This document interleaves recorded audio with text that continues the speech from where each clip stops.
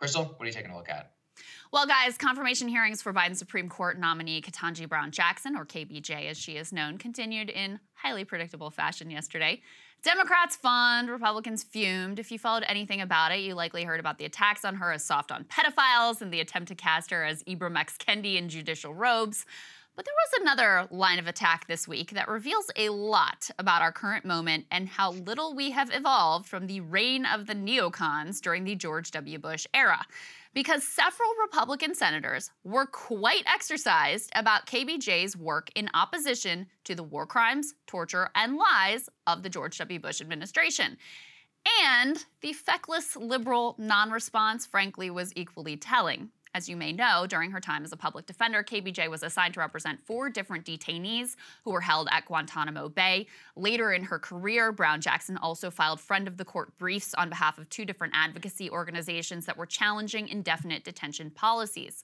This is all, obviously, in my opinion, a strong point in favor of her integrity and values, but official Washington clearly feels quite differently. It was no secret Republicans were planning to attack her record defending detainees. Senator Hawley had already expressed concern over that record. Senator Cornyn, a top Republican, indicated that she would be questioned over her defense of Guantanamo detainees. And when she was previously vetted through Senate confirmation hearings, she was put through the paces on the matter by Senators Sass, Cotton, and Grassley.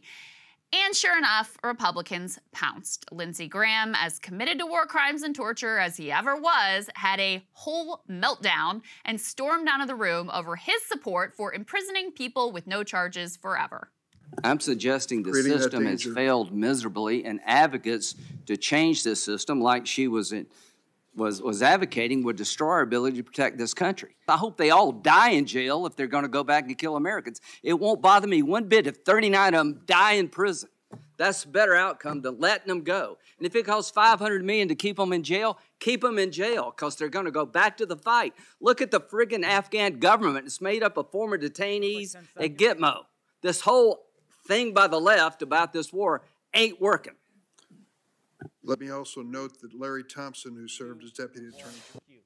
For those of you who are just listening, he then gets up and storms dramatically off stage. But he wasn't the only one. Senator Cornyn was shocked that KBJ might have suggested that George W. Bush and Donald Rumsfeld were war criminals. Why in the world would you call Secretary of Defense Rumsfeld and George W. Bush war criminals in a legal filing? It seems so out of character for you.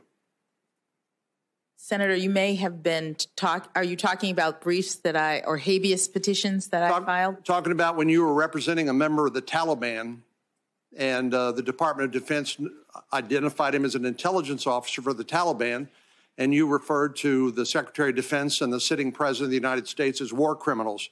Why would you do something like that? It seems so out of character. Well, Senator, I don't remember that particular reference, and I was representing my clients and making arguments. I'd have to take a look at what you meant. I did not intend to disparage the president or the Secretary of Defense. Well, being a war criminal has huge ramifications. You could be subject to the jurisdiction of the International Criminal Court and hauled before that international tribunal and tried for war crimes. So it's not a casual comment, I would suggest. Thank you. Imagine thinking it was a bad thing to float the idea that the people who lied us into war, leading to hundreds of thousands of deaths and destabilizing an entire region while overseeing the horrors of Abu Ghraib, torture, and indefinite detention, should be held accountable for the crimes that they did indeed commit. Now, I would have more respect for KBJ if instead of trying to deflect, she actually just owned it. But I get it. She's not an idiot. And as much as the language of waterboarding and the axis of evil and all of that has kind of faded from the public discourse, she knows that Washington has not really changed. In fact, with the rehabbing of W into a cuddly grandpa and Michelle Obama's bestie, in some ways, Washington in recent years has actually gotten a whole lot worse. This tortured article from the Washington Post is a great case in point on this matter. Clearly intended to run cover for KBJ, they go through a long analysis of why her briefs arguing that Bush and Rumsfeld were war criminals were just in service of her clients and not really reflective of her views, protecting her from the charge that she might accurately understand the heinousness of the Bush era. After all, Rehabbing the neocons to own Trump has made it impossible to condemn the crimes that these villains committed and help to prevent those same mistakes and crimes from being committed again in the future. And that part's really important. Positioning Bush as the good Republican in opposition to Trump requires denying that liberals ever thought Bush was a war criminal to start with. On the Republican side, in spite of some temporary rhetorical changes, nothing's really different. After a brief nod towards a different approach, they're all lockstep on the neocon talking points once again. Just witness their response to Ukraine. Biden is weak, he needs to do more, casual talk of regime change and escalation. Lindsey Graham insanely floating multiple times that Putin should be assassinated. Trump wants to menace Russia with nuclear subs. Liz Cheney is out there agitating for sending in fighter jets. But you didn't really need this exchange to know that nothing has changed here. After all, Guantanamo is still open, U.S. troops are still in Iraq, we are still destroying Afghanistan, now with our cruel sanctions instead of our open warfare. Attacks on our own civil liberties have only expanded since put into place by the Bushies' beloved Patriot Act. All of this has very real and very immediate implications, especially as there are some troubling indications that the neocon impulse to, quote, spread democracy is guiding the Biden administration's decision-making in Ukraine as well. This time, it's coming wrapped in liberal humanitarianism. According to historian Niall Ferguson, a senior administration official said recently at a private event that, quote, the only endgame now is the end of Putin's regime. Until then, all the time Putin stays, Russia will be a pariah state that will never be welcomed back into the community of nations. If true, this would indicate that our actions to bolster Ukraine and punish Russia are not actually about Ukraine at all. They're about attempting to end the Putin regime, bleeding it of resources and creating the conditions for a revolt. I don't know if that is in fact the strategy. It's just as likely that there is no grand strategy, only in the moment reaction as events unfold. But it does fit with other indications I spoke about this week that the U.S. is not really working to pursue peace, given the total lack of a plausible off-ramp for Putin that could create a near-term deal. Whatever you think of the wisdom or morality of using Ukrainian lives as playthings in this gambit to force out a truly destructive leader, if this is indeed the Biden administration's play, it is also unlikely to work.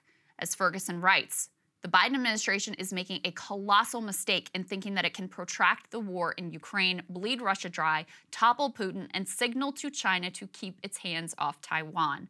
A colossal mistake which would be avoided had we learned the hard-won lessons of the past 20 years. There are, of course, a whole lot of differences here. Unlike in Iraq, the crimes Putin is accused of, he has actually committed. And unlike Iraq and Afghanistan, there is currently no appetite for a direct regime change war. But we ought to have a whole lot of humility about just how well it turns out when we pull the strings to try to produce the governments that we want in other countries. KBJ's hearing here is just a disturbing reminder that official Washington has no humility and they have learned nothing. And Sagar, earlier you were talking about if only we'd learned the lesson. Hey guys, we're going to be totally upfront with you. This is the most perilous time that we have ever operated in. It is so difficult just to try to sort through the news, but even more importantly, to bring you accurate information as this wave of lockdown and censorship spreads across the nation. Yeah, look, if you can become a premium subscriber today at breakingpoints.com, you're going to help us build out a vibrant, independent media ecosystem which is free of mainstream pressure. We can't tell you how important that is at a time like this. Yep, that's right. Go to breakingpoints.com to subscribe. We love you guys and we appreciate you so much.